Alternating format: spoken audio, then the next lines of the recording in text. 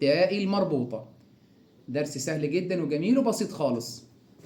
التاء المربوطة، التاء المربوطة تاء في آخر الكلمة، تاء في آخر الكلمة ترسم كالهاء المتطرفة وفوقها نقطتان هكذا.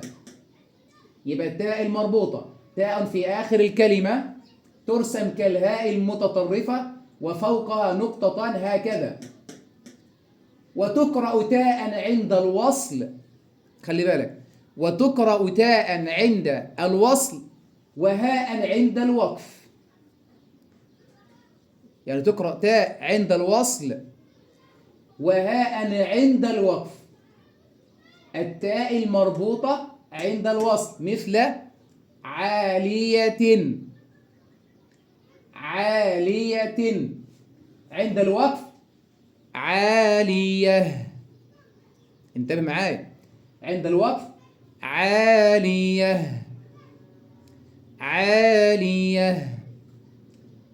عند الوصل مثل فئة، فئة.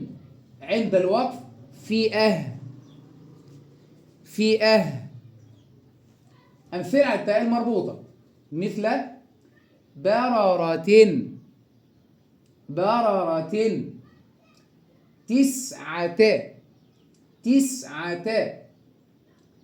رحلة، رحلة.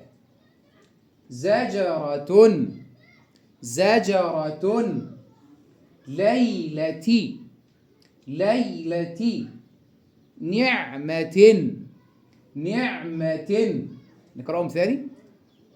بررة، تسعة.